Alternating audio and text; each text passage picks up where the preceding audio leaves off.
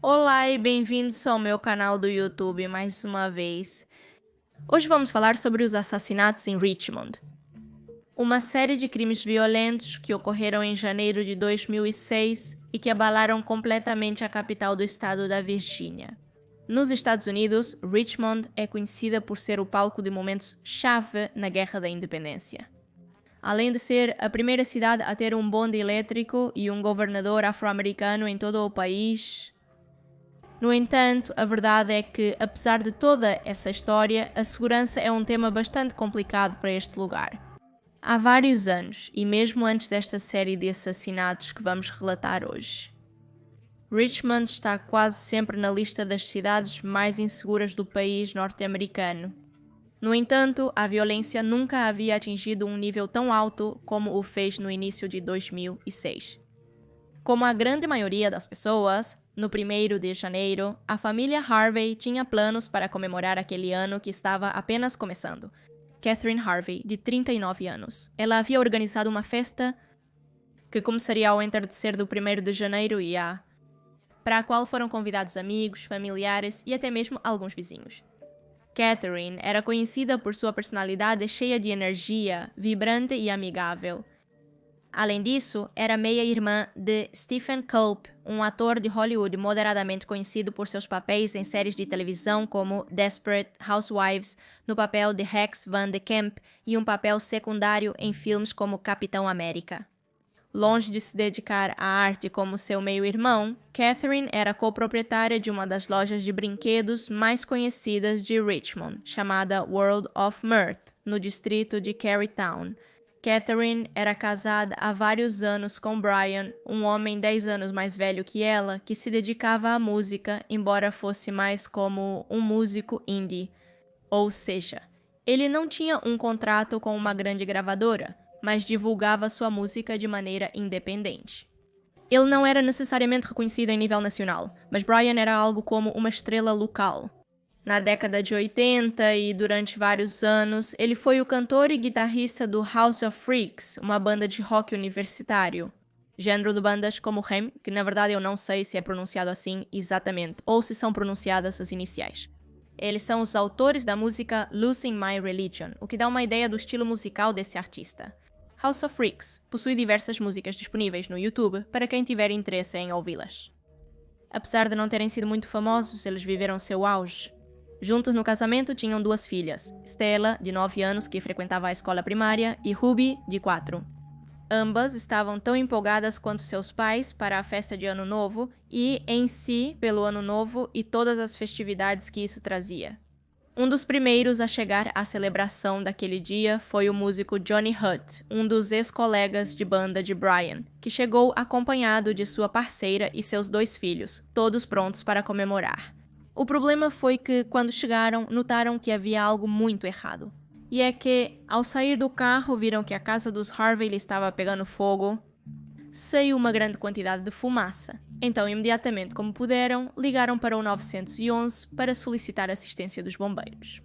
Quando chegaram, os bombeiros fizeram o típico entrar na casa, onde perceberam que a fumaça vinha realmente do porão.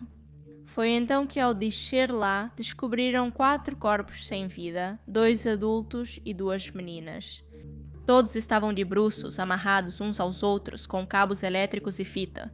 Depois de apagar o foco do incêndio, a polícia chegou ao local e assumiu a situação, descobrindo que a casa parecia ter sido saqueada. Ou seja, tudo estava bagunçado e faltavam alguns itens de valor, como um notebook, um pouco de dinheiro em espécie.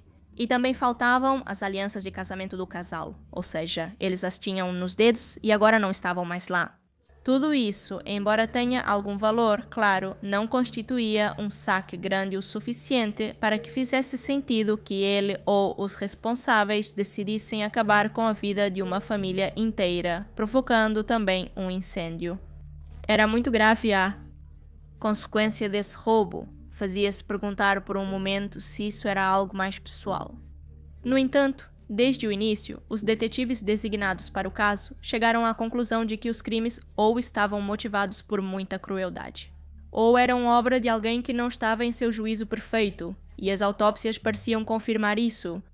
Os primeiros relatórios forenses determinaram que a família Harvey havia sido amarrada no porão por um tempo antes de ser assassinada. Brian e Catherine foram brutalmente espancados na cabeça com um objeto contundente, o que fez com que morressem na frente de suas filhas. Stella, a mais velha, testemunhou não só a morte dos pais, mas também da irmã mais nova. Ruby foi esfaqueada várias vezes nas costas, uma delas perfurando seu pulmão, causando sua morte. A mais velha das meninas foi a última a morrer, e, assim como seus pais, ela foi atingida na cabeça com um objeto contundente, o que fez com que ela perdesse a consciência e finalmente morresse por inalar fumaça. O que indicava que ele ou os responsáveis se apressaram para sair, e por isso não haviam terminado completamente com a vida de Stella, como com o resto de sua família.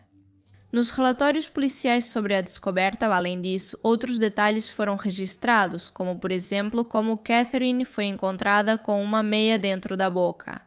Mais tarde, naquele mesmo dia, a detetive Lisa Beatles declarou no canal de notícias National Broadcasting Company, DOS, que em seus mais de 20 anos de carreira, ela nunca tinha visto uma cena tão cruel como a do porão dos Harvey. A investigação, que havia começado imediatamente após a descoberta, provou não ser especialmente fácil. Nem Catherine nem Brian eram pessoas que tinham inimigos.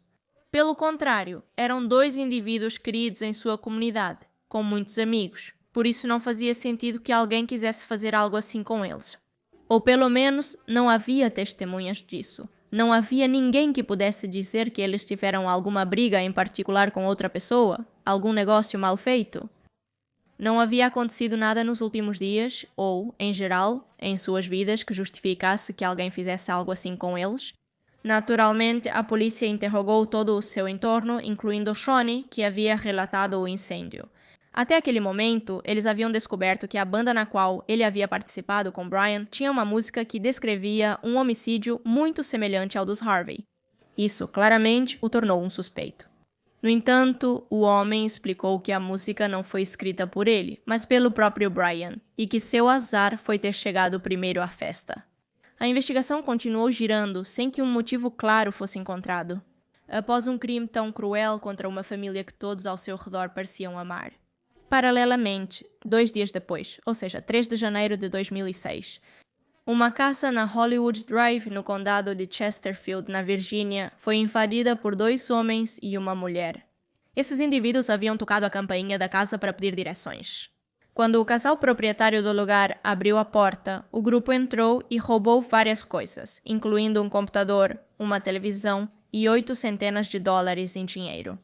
O dono da casa conseguiu que os criminosos não os amarrassem, enfatizando a leve deficiência de sua esposa. E, aparentemente, também os convenceram a não machucá-los em geral. Depois de pegar os objetos de valor, os 3 intrusos deixaram a casa sem causar maiores problemas. Nesse ponto, esse evento, a invasão à casa deste casal e o homicídio dos Harvey eram considerados como 2 fatos completamente separados um do outro. Não havia motivos para pensar que estavam conectados de alguma forma, embora as investigações em nenhum dos 2 casos parecessem avançar.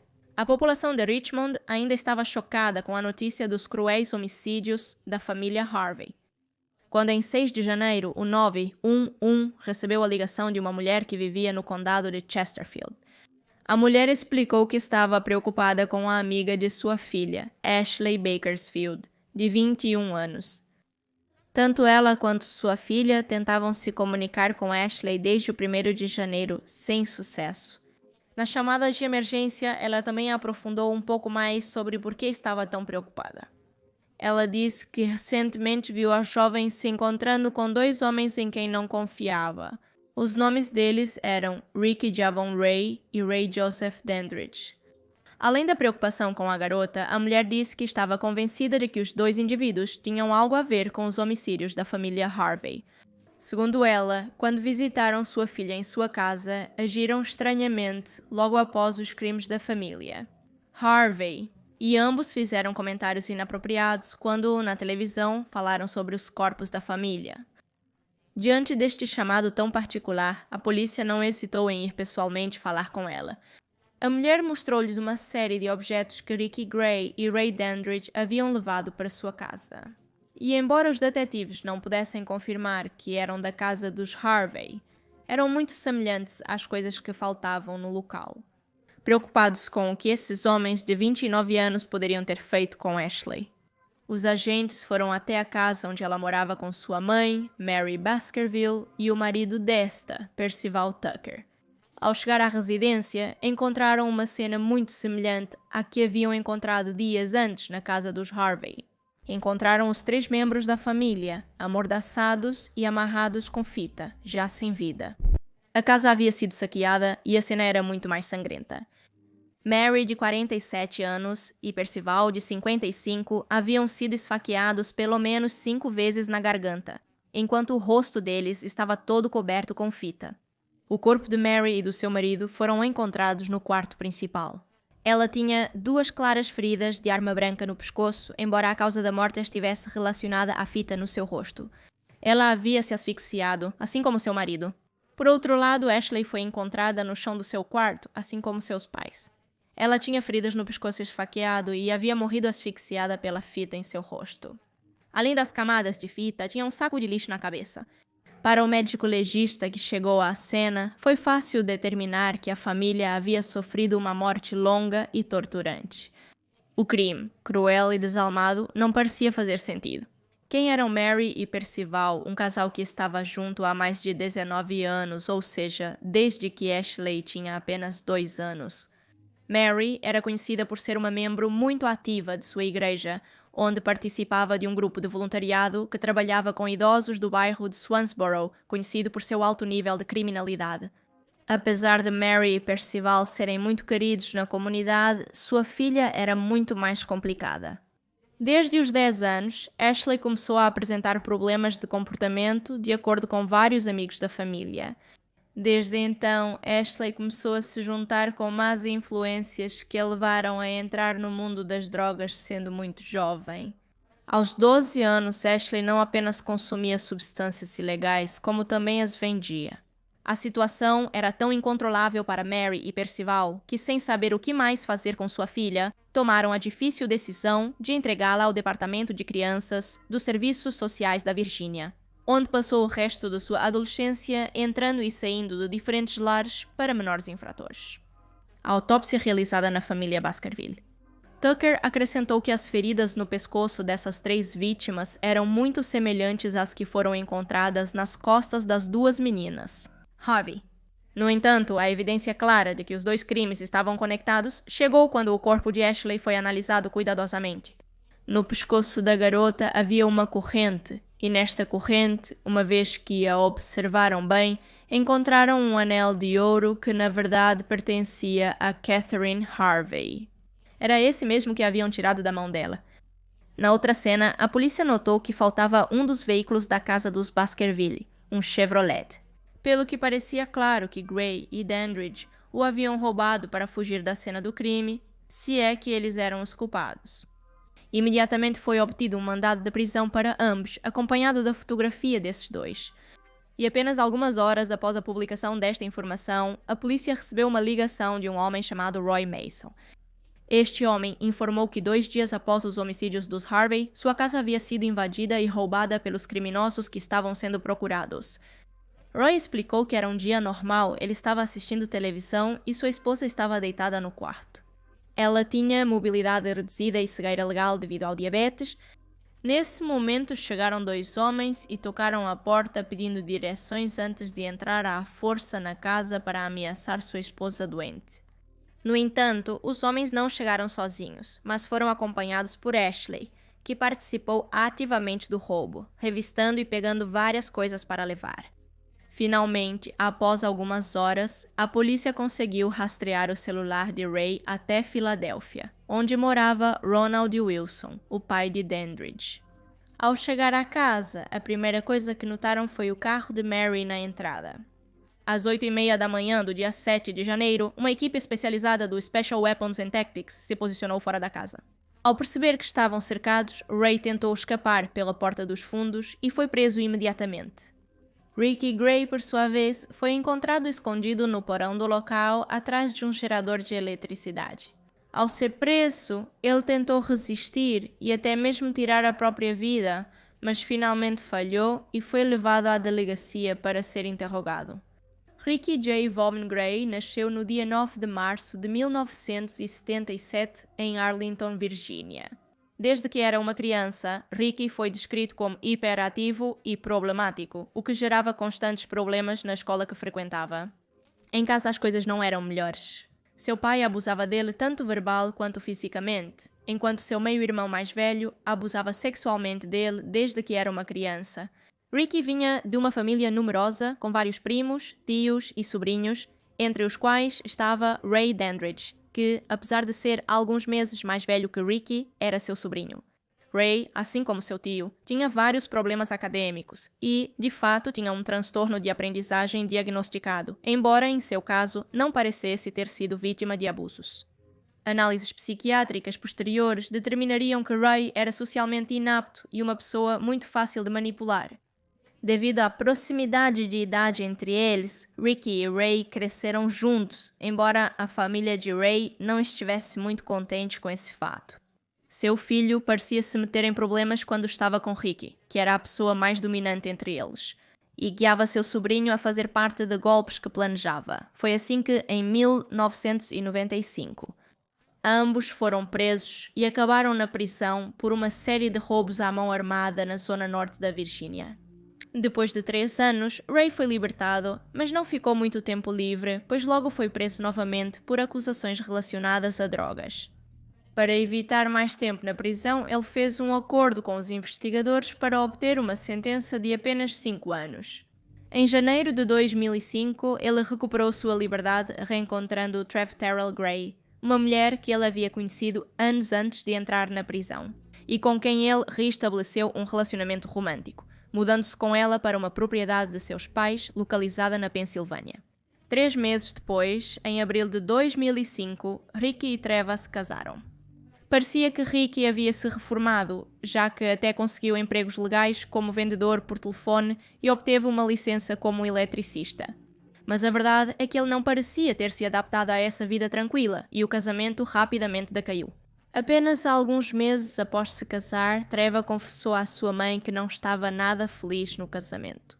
Em outubro, Ricky convidou Ray para morar com eles e isso foi o que esgotou a paciência de Treva, que decidiu se separar.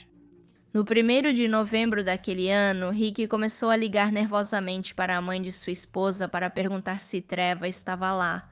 Ele afirmava que a mulher tinha partido sem deixar pistas de seu paradeiro. 4 dias depois, uma pessoa encontrou um corpo sem vida, muito machucado em uma cova rasa em Washington, Virgínia. O corpo foi identificado como sendo de Treva até aquele momento.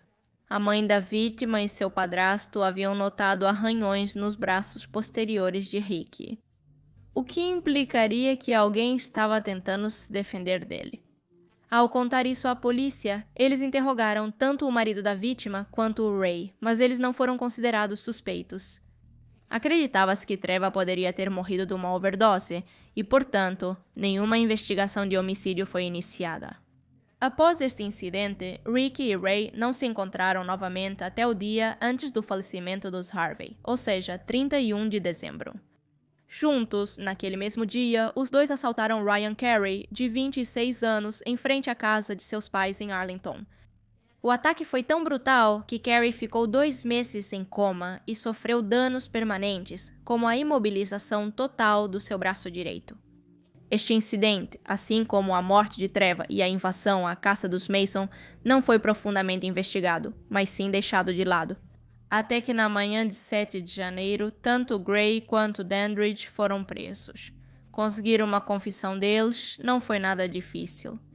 Depois de 1 hora de interrogatório, Ray Dandridge confessou ter tirado a vida dos Baskerville Tucker e de Ashley Ricky. No entanto, levaria 12 horas para ele se quebrar. Depois desse tempo, ele pediu para falar com um detetive e escreveu uma confissão de 3 páginas, na qual descreveu o uso de uma faca de cozinha e um martelo como armas homicidas. No caso dos Harvey, diante dessa confissão, os detetives voltaram a interrogá-lo, trazendo à tona a morte de Treva, e por algum motivo. Ricky Gray também admitiu a responsabilidade em sua morte. Disse que a havia espancado até a morte. E também acusou seu sobrinho de ajudá-lo nos homicídios dos Baskerville e no assalto a Ryan Carey. Um dia depois, 8 de janeiro, a participação de Ashley no assassinato dos Harvey foi comprovada, através da confissão dos suspeitos, que disseram em suas declarações que Ashley havia cumprido a função de observação, ou seja, era a encarregada de vigiar de um carro estacionado por qualquer motivo. Ou seja, ela não matava pessoas, mas precisamente apenas avisava, se certificava de que nada saísse errado e coletava objetos das casas. Tanto Gray quanto Dandridge disseram que haviam desempenhado o mesmo papel na invasão da casa dos Mason. E foi ela mesma, Ashley, quem deu a ideia de ir à casa de seus pais para roubar. Não parecia haver dúvidas sobre a culpa desses dois homens.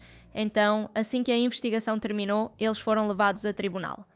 O julgamento ocorreu no circuito do Tribunal da Virgínia, localizado na própria cidade de Richmond, e começou 9 de fevereiro de 2006, quando Ricky Gray foi oficialmente acusado de 5 acusações de homicídios relacionados à morte da família Harvey. Uma das acusações por matar mais de uma pessoa em um período de 3 anos, outra por assassinar várias pessoas em um único ato, uma por roubo que resultou em homicídio e 2 acusações adicionais por tirar a vida de 2 meninas menores de 14 anos. Ray Dandridge, por sua vez, inicialmente foi acusado por 3 crimes de homicídio pela morte da família Baskerville, embora isso tenha sido modificado para também reconhecer seu papel nos crimes da família Harvey.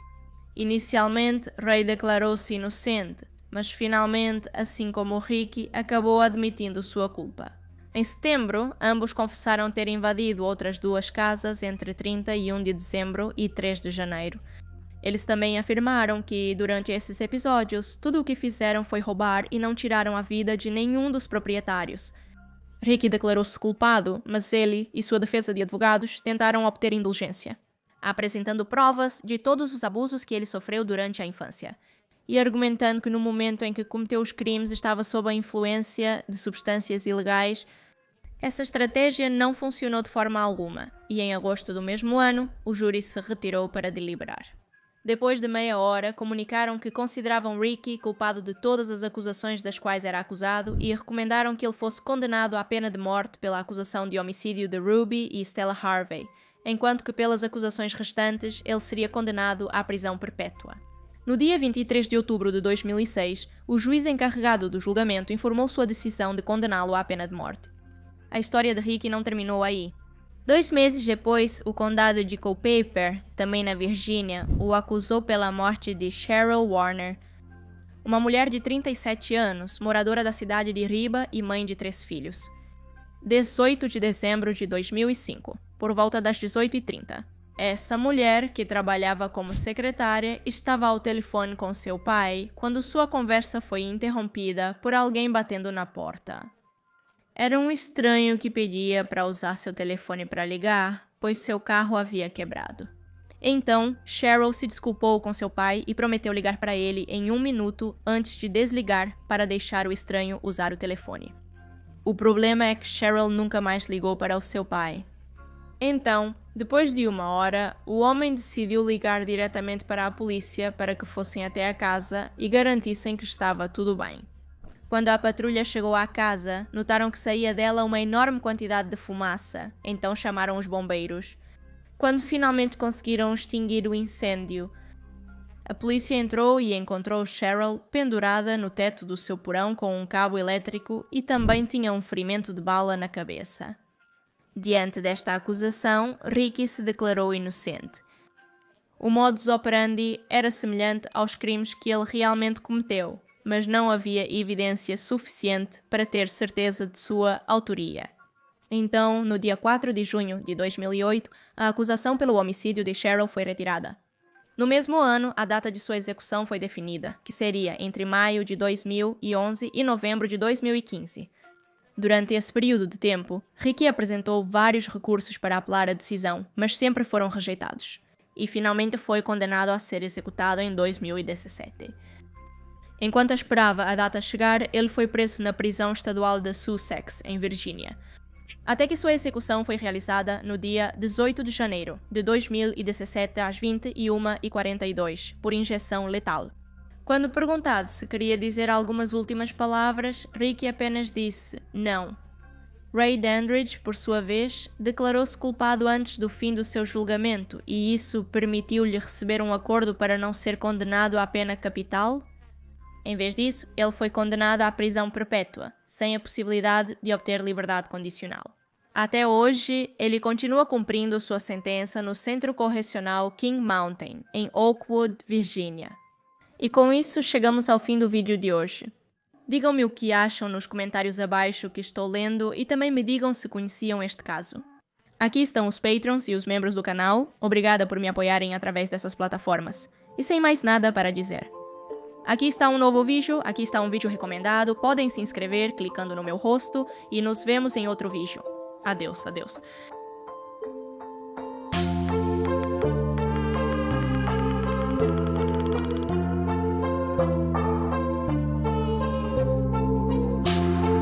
Thank you.